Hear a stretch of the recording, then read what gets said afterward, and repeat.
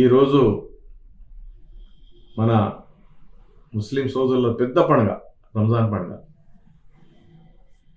రంజాన్ పండుగ శుభ సందర్భంగా మన హిందూ సోదరులకు, ముస్లిం సోదరులకు రంజాన్ శుభాకాంక్షలు. ముఖ్యంగా రేపు జరగబోయే వచ్చే పార్లమెంట్ ఎలక్షన్లో కాంగ్రెస్ అభ్యర్థిగా డాక్టర్ మల్లు గారికి టికెట్ కేటాయించడం జరిగింది. గతంలో ఇక్కడ 2 పర్యాలు డాక్టర్ మల్లు గారు పోటీ చేసి ఇక్కడ గెలవడం జరిగింది. అదేవిధంగా ఈరోజు కూడా అతనికి అభ్యర్థిగా ఇవ్వడం జరిగింది.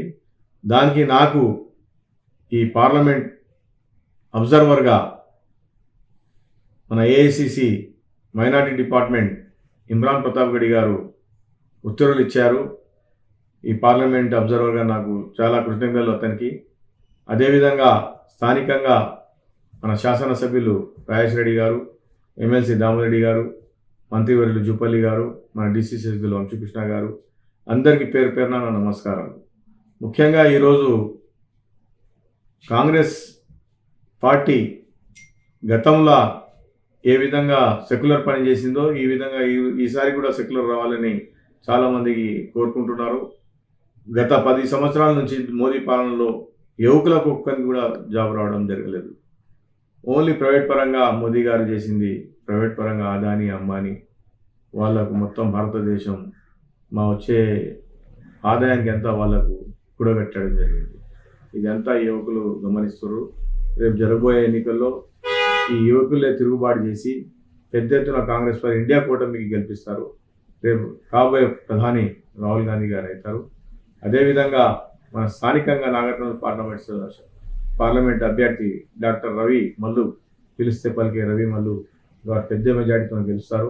ఎందుకంటే గతంలో ఆయన ఎంపీగా ఉన్నప్పుడు ఈ ప్రాంతంలో గతంలో జగన్నాథం గారు కూడా ఉన్నారు, రామ్లానా కూడా ఉన్నారు. ఏ ఎంపీ గారు అభివృద్ధి చేయడం జరగలేదు. ఒక హిస్టారికల్గా, ఒక ఎడ్యుకేషనల్గా నవోదయ కాలేజ్ స్కూల్ తేవడం అంటే, సెంట్రల్ స్కూల్ తేవడం అంటే పెద్ద గొప్ప ఆపర్చునిటీ మా ఏరియాకు. ఇది నల్లమల ఏరియా, పాలమూరు ఏరియా. దీనికి తీసుకురావడం జరిగింది. ఆ కాలంలో విజయభాస్కర్ రెడ్డి ముఖ్యమంత్రి ఉన్నప్పుడు మల్లు గారు తీసుకురావడం జరిగింది. దానికి వెళ్ళి మన జిల్లాలో ఎంతోమంది విద్యార్థులు, బీద వాళ్ళ విద్యార్థులు, బీద కుటుంబం విద్యార్థులు చాలామంది ఈరోజు మన కలెక్టర్లు, ఇంజనీర్లు మంచి మంచి హోదాలో రావడం, స్కూల్ చదువులో రావడం జరిగింది.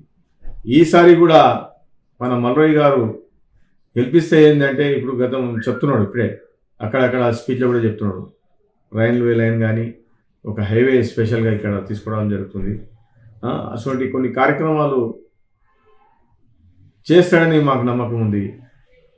ప్రాక్టికల్గా ఆయన ఆ కెపాసిటీ ఉంది ఆయనతోన.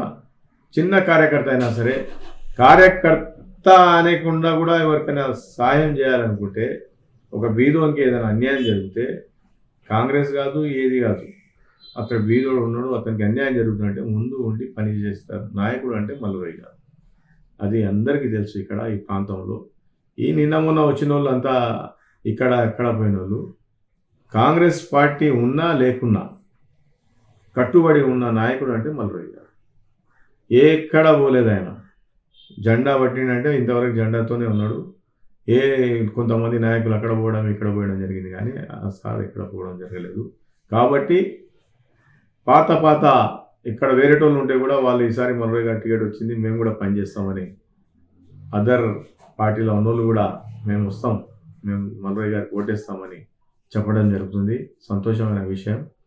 నేను కూడా ఈ ప్రాంతంలో 7 తాలూకాల్లో పెద్ద ఎత్తున తిరిగి మల్లు గారి గెలుపు కోసం కృషి చేయడం జరుగుతుంది. జై కాంగ్రెస్.